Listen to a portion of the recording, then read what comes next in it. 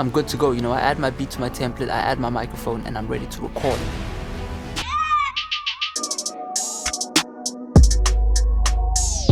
What is up, everybody? It is your boy Farai. Thank you once again for tuning in. Today's video is going to cover 3 essential tips for basically recording your vocals in a home environment. So if you're recording music at home, this video is definitely for you. Stay tuned. Let's get it. Also, don't forget to like and subscribe.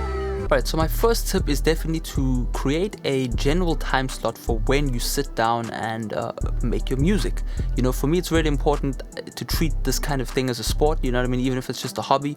If you can find consistency, for example, every day at 5 o'clock you decide you want to record your music, or every day at 8 p.m. in the evening you decide to record. It's really essential to create that continuous workflow because, you know, for example, when I was in high school, every day after school I would spend 2 or 3 hours on FL Studio, and over time it has really paid off. It is also important to record when it is the most quiet and the most non-distracting in your environment. So for example, back when I was staying in the city, I would not record music around 5 p.m. in the afternoon up to, let's just say, 8 p.m. in the evening, because that's generally the time when people would be coming home from work, you know, so there would be all sorts of like traffic noise outside, there would be people coming over and that kind of thing. It is important to be able to spend at least, you know, an hour or 2 making music if you're lucky to be able to spend that time. Alright, so tip number 2 would be to be your own producer. I mean, we're living in an age now where you as the artist can make your own whole mixtape, you know, so it's very important to treat every song as if it is a full production. And what I mean by that is you need to cover the different bases, like for example quality control.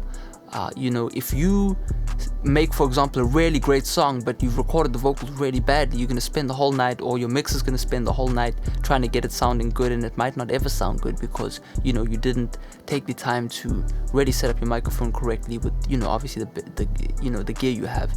So that's something to consider. The next thing to consider is to get really high quality beats, or the best quality beats that you can find, as well as to make connections with the producers or the beat makers. You know, over time maybe you can get discounts on beats.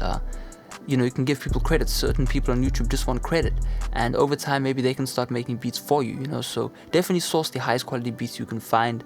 That way you don't have to, you know, your music's going to sound closer to a more professional sound if you have high quality beats, if you understand what I'm saying. So, you know, what you can also do is create yourself a template. Now I have got lots of templates, you can create your own template, but it is really nice for me to open up FL Studio and then go to the last template I made, and basically what I do is disable half the plugins that I don't need. So for example, I'll turn off the EQ, I'll turn off, you know, anything that is not needed, but I'm good to go. You know, I add my beat to my template, I add my microphone, and I'm ready to record. You know, anything that'll speed up your workflow. So tip number 3 is basically always leave room for experimentation. You know, a lot of, for example, now I've been listening to a lot of scam rap. Funny enough, right? Who knew that would become a subgenre of hip-hop?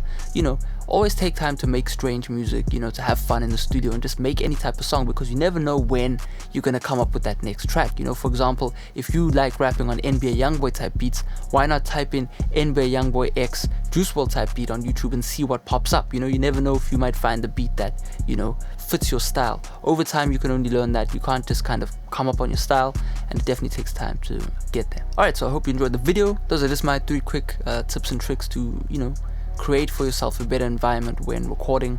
You know, get into the vibe, light some candles, do what you need to do to make great music. You know, to me personally, the final thing I'll say is that the way your music sounds is always what the vibe in the room sounds like, you know what I mean? So if you've got people coming in and out and you know, you're not really concentrating, that's kind of how your music's gonna sound, you know. So definitely enjoy the process and have a good time. So yeah, if you enjoyed the video, make sure to smash that like button as well as to subscribe. Feel free to ask any questions in the comment section below, and I'll see you in the next video. Peace out.